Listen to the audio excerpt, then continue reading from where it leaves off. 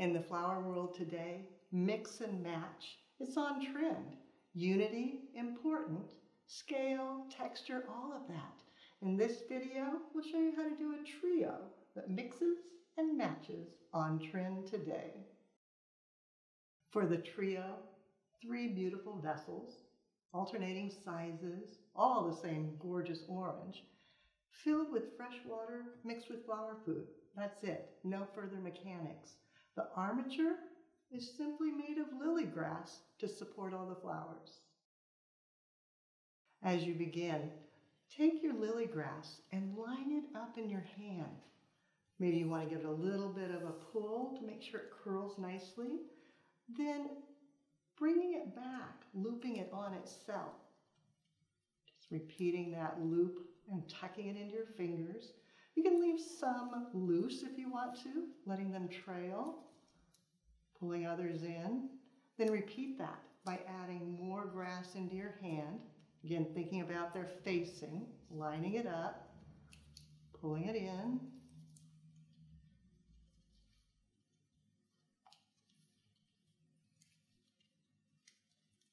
Then double check for symmetry. Turn it around in your hand, make sure everything's looping the way you want it to. Maybe adding another loop over here. A loose strand coming out. Maybe one more loop.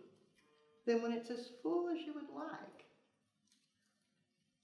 take a bit of bind wire,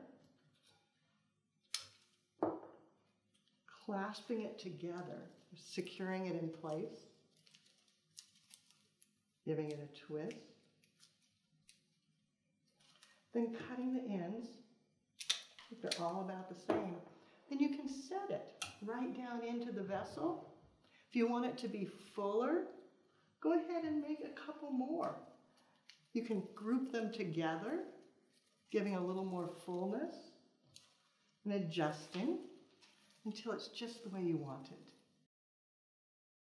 I start by adding a bit of depth, doing things shorter down low to draw the eye inward, feeding it through the armature. See how it adds color and depth where it peeks through the loops of grass?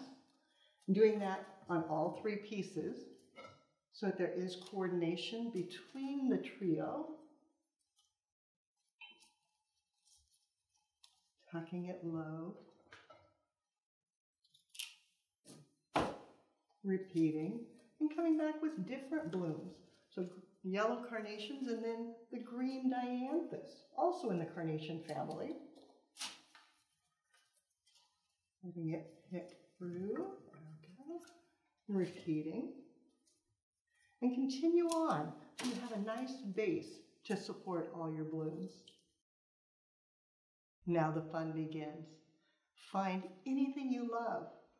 Some orange snapdragons, so beautiful.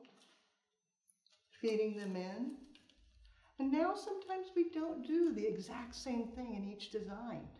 Taller snapdragons here wouldn't be as pretty. Repeating it on this one, angling it in, making sure it's down into the water well, maybe bringing in a Gerber daisy, letting it be a little bit taller, and then repeating that, maybe not quite so tall. Adjusting. A little bit of Crespidea. Letting it be tall as well. And beautiful Alstroemeria. Picking up the orange and yellow, combining.